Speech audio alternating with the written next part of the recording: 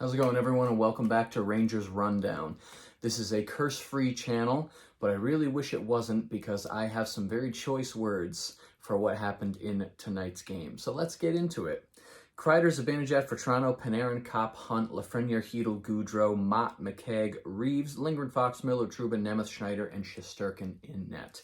So the same exact lineup we've seen for the past couple games. Strome injury, I guess, a little more serious than Gallant led on at the beginning. He's probably going to miss another game, maybe. Maybe he comes back Sunday. Maybe he doesn't.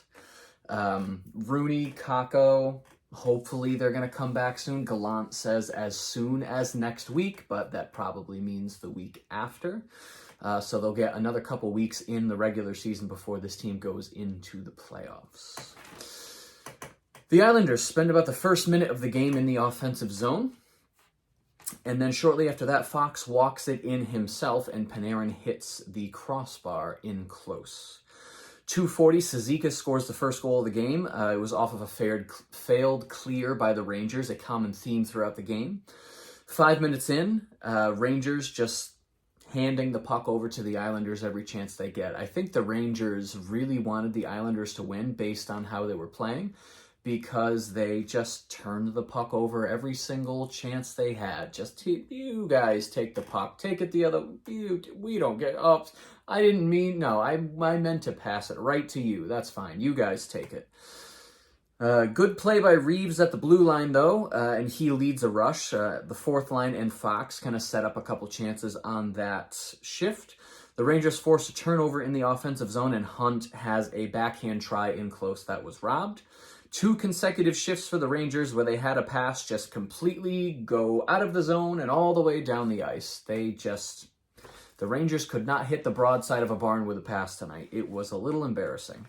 9:21, Hutton takes a tripping penalty. First minute of the power play was good, but the Islanders play keep away during that second minute.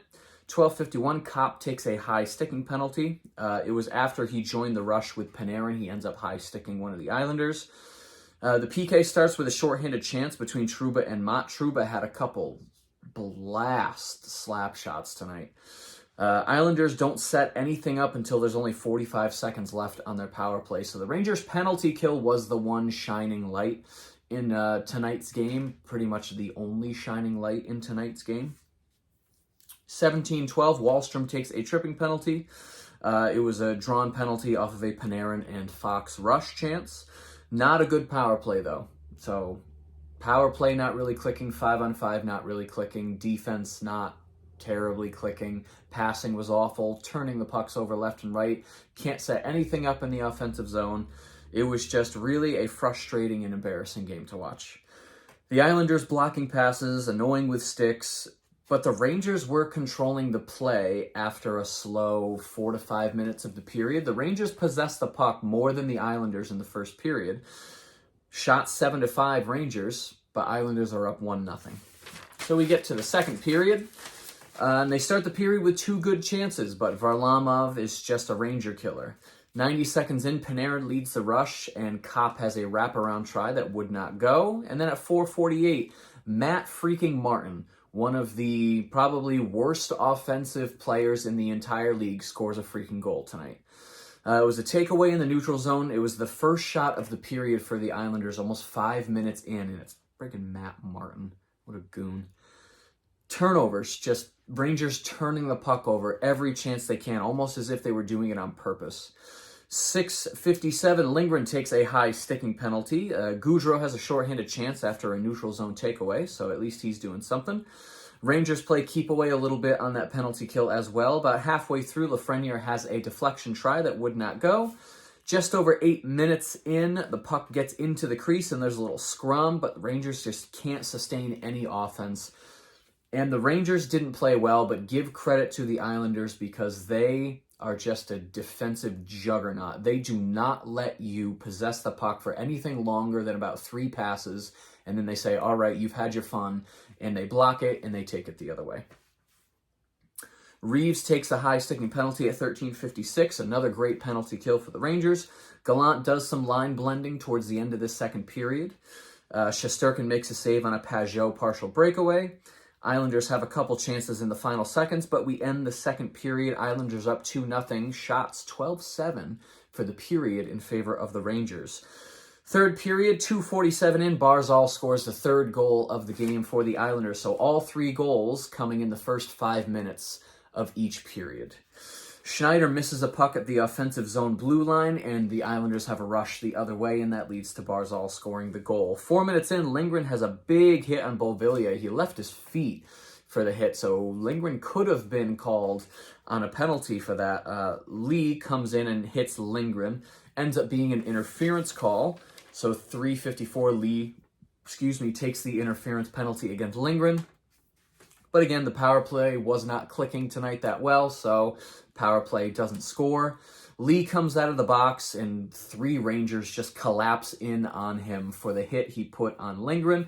So Lee and Gaudreau take offsetting roughing penalties. They drop their gloves. It wasn't much of a fight, though. And then Gaudreau gets an extra unsportsmanlike conduct, so the Rangers are back on the penalty kill. Mott has a shorthanded drive, and then Kopp has an empty net, and he shoots it wide.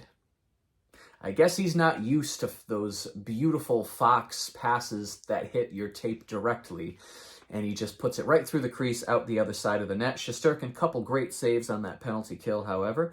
8 minutes left, Vetrano deflection was saved by Varlamov, and then with 7.5 minutes left in the period, they pull Shesterkin. And he would be pulled for about 30 seconds. Rangers play the puck with a high stick, so there's a stoppage in play, face-off, and Shesterkin comes back into the net for the rest of the game. 3 minutes left, Hedl has an open net, and he shoots wide. This is the 4th straight shutout against the Rangers for Varlamov. He has played 12 straight scoreless periods against the Rangers. 3 of those coming from last season, the 4th one tonight. The Rangers just can't score on Varlamov. That's just never going to happen. Stats at the end of the game, shots 27-18 in favor of the Rangers, face-off 52.1%, so there you go. Power play 0 for 3, hits 19 apiece, and blocks 13-12 in favor of the Rangers. The trivia question of the evening: who was the last player with points in each of their first 6 games with the Rangers? Because Kopp has points in his first 5 games with the Rangers, but he didn't score tonight, so that streak is broken. And it was back in the 2009-2010 season. It was Marian Gaborik who had points in his first 8 straight games with the Rangers. So there you go. An embarrassing game that we would like to forget. We do play the Islanders one more time towards the end of April, so hopefully a little bit of redemption, because the only time the Rangers have beaten the Islanders this season is when half the team was sick with COVID. So there you go. Hopefully a little redemption at the end of the season, tie up the season series 2-2, and then we can go into the playoffs with a little more of our egos not so broken. The Rangers are back in action Sunday evening against the Philadelphia Flyers. Hopefully a team that the Rangers can beat and keep second place against the Penguins. Hopefully get a little bit of home ice advantage, especially since that is a series that could quite possibly go to 7 games, and home ice advantage in Game 7 is always a plus. But there you go, not much more to say about tonight's game. If you enjoyed this video and you'd like to see more videos like it, be sure to hit the subscribe button. Thank you so much for watching, and I will see you in the next rundown.